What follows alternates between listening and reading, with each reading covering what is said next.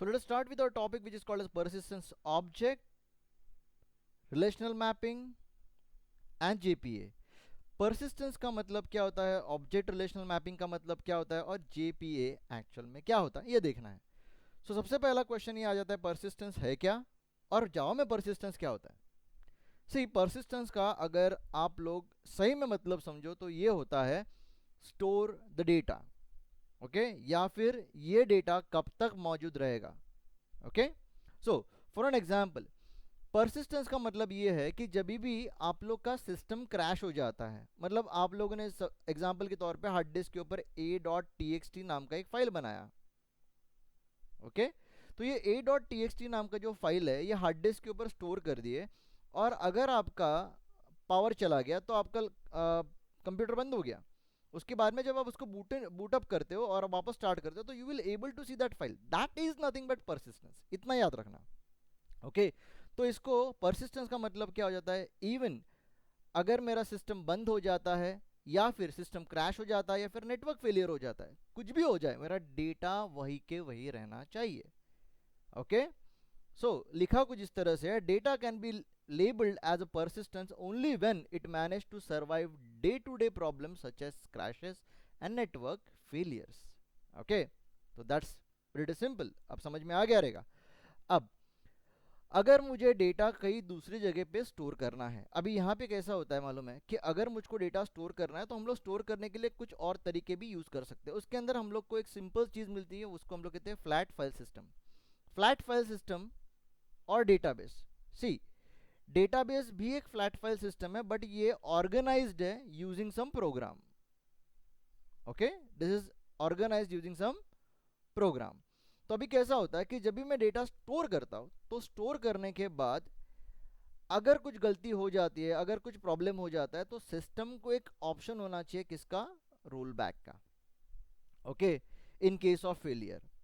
तो ये सारा चीजें होना जरूरी है. That is nothing but a persistence. Sure. अभी यहां पे लिखा है having data stored outside an application active memory known as persistent data stores that is typically a relational database or a object database or a flat file system. मतलब देखो कि हम लोग के पास एक वेबसाइट है. ओके, इसके ऊपर आप लोगों ने वेब एप्लीकेशन पूरा होस्ट करके रखा है, और एक सर्वर है जिसको हम लोग कहते हैं डेटाबेस सर्वर. तो सारा डेटा यहाँ पे स्टोर्ड है. सो ये नेटवर्क के थ्रू डेटा ट्रांसफर हो रहा है, या फिर ये पूरा एक ही सिस्टम हो सकता है. तो अभी फिलहाल के लिए नेटवर्क के थ्रू ट्रांसफर हो रहा है. ओके, सो कुछ भी प्रॉब्लम हो जाए, मेरा एक सिस्टम क्रैश भी हो जाए, मेरा डेटा वैसे के वैसा रहना चाहिए. और अगर कुछ प्रॉब्लम हो गया तो प्रीवियस स्टेज पे जाना चाहिए. मतलब अगर मैं बोलता हूँ कि एक को मुझे 10 रुपया देना है, तो वो 10 रुपये यहाँ पे मैं दे रहा हूँ, लेकिन यहाँ पे देते देते बीच में लाइट चला गया, तो मेरे यहाँ से 10 रुपये निकल गए, इसके यहाँ पे 10 रुपये गए नहीं, तो गए कहाँ, हवा में तो नहीं. तो उस समय पे अगर ये 10 रुपये यहाँ पे नहीं पहुंचे तो सिस्टम चालू होते ही ये 10 रुपये मुझ में वापस आ जाने चाहिए. इसको कहते हैं roll back. This is important for us and this has to be maintained. That is called as persistence. Okay, जावा में persistence होता है.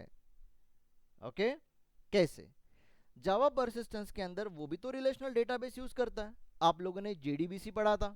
तो जेडीबीसी क्या है, ये जावा डेटाबेस कनेक्टिविटी है, जिसके अंदर से आप लोग आरडीएमएस को कनेक्ट करते हो. क्यों, क्योंकि आप लोग को डेटा स्टोर करना है, राइट. तो डेटाबेस टेबल के साथ हम लोग खेल रहे थे, हम लोग उसके अंदर इंसर्ट कर रहे थे, अपडेट कर रहे थे, डिलीट कर रहे थे, सिलेक्ट क्वेरीज भी कर रहे थे. तो we was using this database for storing the data using my JDBC. Okay, so अब क्या होता है कि हम लोग को है ना थोड़ा और आगे जाना है, जिसको कहते हैं object with database table mapping. Okay, उसको हम लोग ऑब्जेक्ट टू डेटाबेस मैपिंग कहते हैं. क्या कहते हैं, ऑब्जेक्ट टू डेटाबेस मैपिंग. ये जावा ऑलरेडी थोड़ा बहुत करता था.